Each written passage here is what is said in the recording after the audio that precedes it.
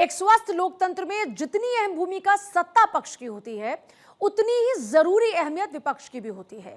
और लोकतंत्र के मंदिर यानी संसद से जब भी कोई विचार निकलता है, तो उस विचार को आगे बढ़ाने का सेतु होता है उस सदन का स्पीकर, जो सत्ता पक्ष की बातों को भी सुनता है और विपक्ष को भी मौका देता है। और भारत के इस लोकतंत्र के लिए सबसे गर्व की बात यह है कि इस पद पर पिछले 7 साल से विराजमान है स्पीकर ओम बिरला। जी हां, ओम बिरला ने अपने पद पर रहते हुए 7 साल पूरे कर लिए हैं, जिनकी सादगी ही असल पहचान है और उनकी मुस्कान बड़ी बड़ी समस्याओं का समाधान कर जाती है। ऐसे हैं हमारे स्पीकर ओम बिरला। तो आज उनके 7 साल के सफरनामे को इस रिपोर्ट के जरिए आपके सामने रखते हैं।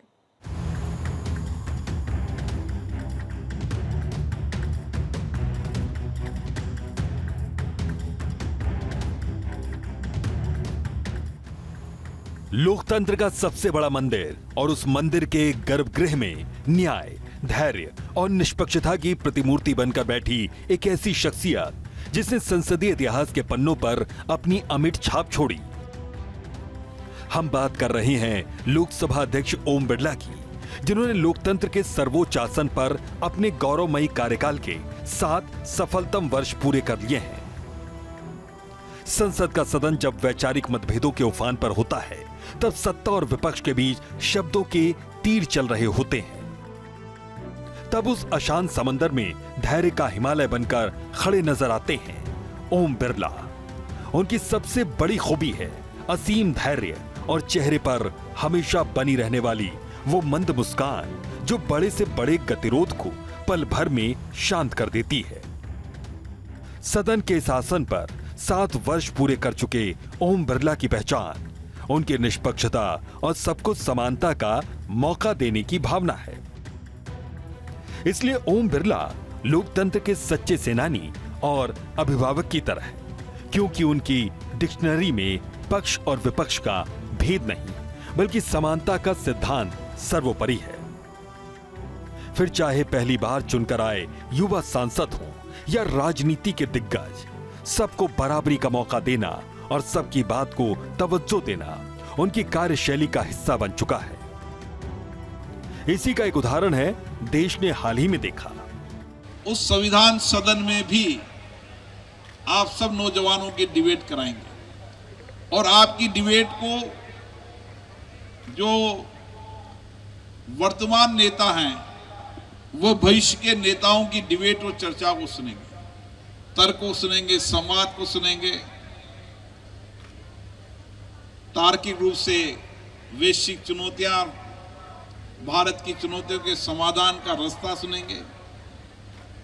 और इसीलिए मुझे लगता है कि ये डिबेट आने वाले समय के अंदर देश के अलग अलग राज्यों के अंदर प्रेरणा की स्रोत रहेगी।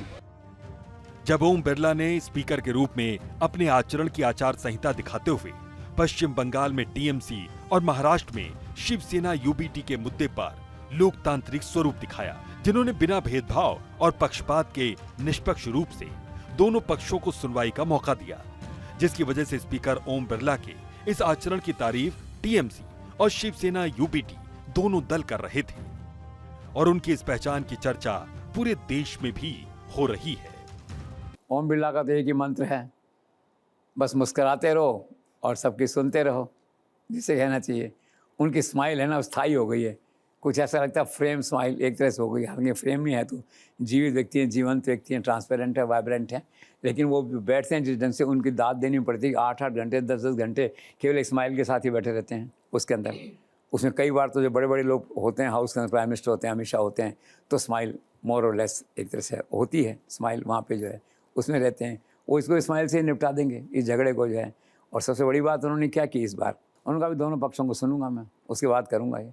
तो लोकतांत्रिक चेहरा अपना लेके सामने आए कि मैं शिवसेना के दोनों को सुनूंगा, उसके टीएमसी के दोनों को सुनूंगा, फिर कोई फैसला करूंगा। दैट वे जो है, तो मौके पे ऐसा एकदम से नहीं कहा कि नहीं यू गो। तो ट्रांसपेरेंसी दिखती है, डेमोक्रेटिक अप्रोच दिखती है। और ये दोनों पार्टियों के लोग आए, मिले, ऐसे ही जैसे निपटा दिया उनको, चाय पी के चले गए अपनी बात कह करके बिना किसी कंट्रोवर्सी के। ऐसे पार्लियामेंट में भी एक मुस्कान के साथ निपटा देंगे उनको, ऐसा लगता है। स्पीकर ओम बिरला की सादगी और सबको साथ लेकर आगे बढ़ने की गजब की क्षमता सदन को एक सकारात्मक सोच की ओर लेकर गई। तभी तो 17वीं लोकसभा में 2019 का पहला सत्र 1952 के बाद सबसे ज्यादा प्रोडक्टिव रहा, जिसमें 36 बिल पास हुए और 37 बैठकें हुई, 280 घंटे काम हुए और 4 साल में प्रोडक्टिविटी 93.09% रही।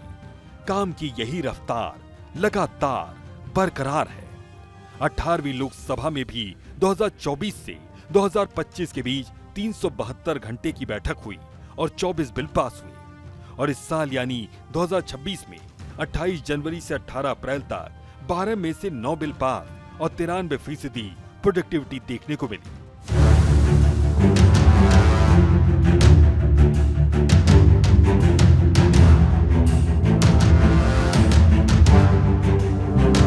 संसद के अंदर गरिमा बना के रखें। आप गरिमा को तोड़ना।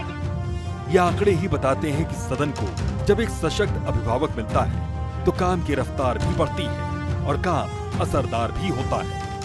आज 200 से ज्यादा बिल पास करा चुके ओम बिरला सदन को नियमों की कसौटी पर कसना भी जानते हैं और मर्यादा की लक्ष्मण रेखा के भीतर हर चर्चा को अंजाम देना भी।